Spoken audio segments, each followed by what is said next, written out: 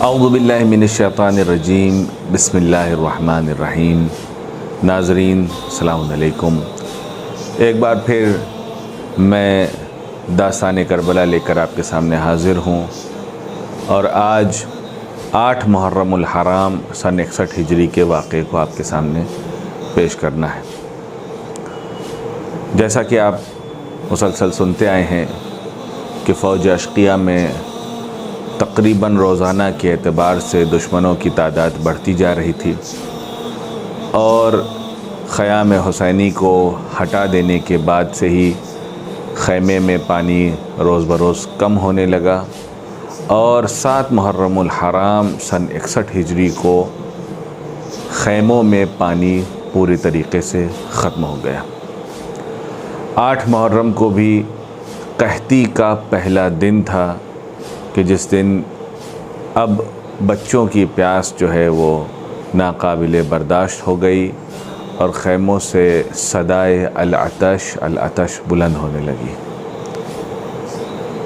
تاریخ میں ملتا ہے، مختلف ہے تاریخی سلسلے میں، شمر بن دلجوشن کے متعلق کہ وہ کس تاریخ کو میدان کربلا میں آیا۔ اس کے بارے میں تاریخ میں ہے کہ یا تو وہ 4 تاریخ کو آیا، یا 7 کو آیا، یا 8 کو آیا، یا 9 کو۔ مختلف تاریخ اس سلسلے میں ملتی ہے، حالانکہ جو قوی ہے زیادہ تر وہ یا 8 ہے یا 9۔ ابن زیاد نے شمر کو کربلا میں عمر سعد کے پاس بھیجا، اس کے ساتھ تقریباً 4000 گھوڑ سوار تھے۔ جب شمر میدان کربلا میں پہنچا ہے تو اپنے گھوڑ سواروں کو یہ حکم دیا کہ گھوڑوں کو میدان کربلا میں دوڑایا جائے، تاکہ گھوڑوں کی ٹاپوں سے ہونے والی صدائیں اتنی بلند ہوں کہ بچوں کے دل دہل جائیں۔ اللہ اکبر۔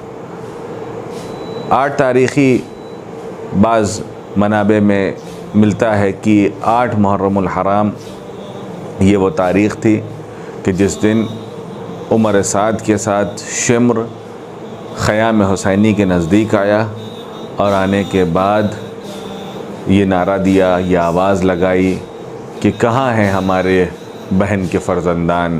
ایک روایت میں ہے کہ ہمارے بہن کے بیٹے کہاں ہیں، ایک روایت میں ہے کہ میرے خالہ کے بیٹے کہاں ہیں، کیونکہ جناب ام البنین قبیلہ کلابیہ سے تعلق رکھتی تھیں، اور شمر کی ماں بھی اسی قبیلے سے تعلق رکھتی تھی۔ اس اعتبار سے شمر نے یہ ایک چال چلی تھی کہ وہ جناب ابو الفضل العباس کی شجاعت سے واقف تھا، چونکہ جنگ صفین میں شمر امیر المومنین کے ساتھ تھا، اور اس نے جنگ صفین میں شجاعت جناب عباس کو دیکھا تھا کہ اس وقت سن تقریباً 13-14 برس کا تھا۔ اس وقت جب میدان میں جناب عباس تشریف لے گئے اور انہوں نے اپنی شجاعت کے جوہر پیش کیے، تو شمر وہاں موجود تھا، ان کی جوہر کو، ان کی شجاعت کو دیکھ چکا تھا، لہٰذا ایک طرف سے وہ ایک مکاری بھرا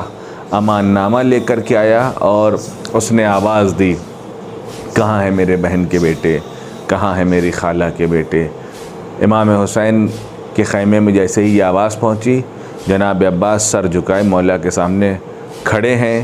امام حسین نے حکم دیا، جائیے آپ کو باہر بلایا جا رہا ہے۔ بحکم مولا جناب عباس باہر آتے ہیں، آنے کے بعد پوچھتے ہیں کہ اے ملعون تجھے کیا چاہیے؟ تو شمر کہتا ہے کہ میرے پاس امیر ابن زیاد کی طرف سے تمہارے لیے امان نامہ ہے، تمہارے لیے، تمہارے تینوں بھائیوں کے لیے، کہ اگر تم ہماری جانب آ جاتے ہو تو ہم تمہیں بخش دیں گے اور تمہیں نجات مل جائے گی اس جنگ سے۔ اس بات کا سننا تھا کہ شیر حیدر کرار کو جلال آ گیا، اور جناب عباس نے غضب کی نگاہوں سے اس کو دیکھ کر کے جواب دیا، تو یہ چاہتا ہے کہ میں اپنے وقت کے امام کا ساتھ چھوڑ دوں، تو یہ چاہتا ہے کہ میں اپنے بھائی کا ساتھ چھوڑ دوں، تو یہ چاہتا ہے کہ نبی کے نواسے کا ساتھ چھوڑ دوں۔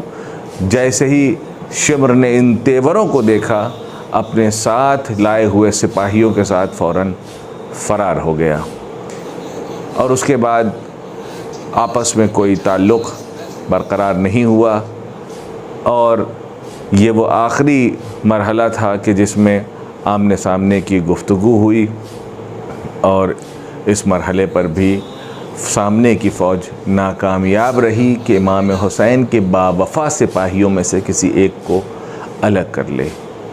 والسلام علیکم ورحمۃ اللہ وبرکاتہ۔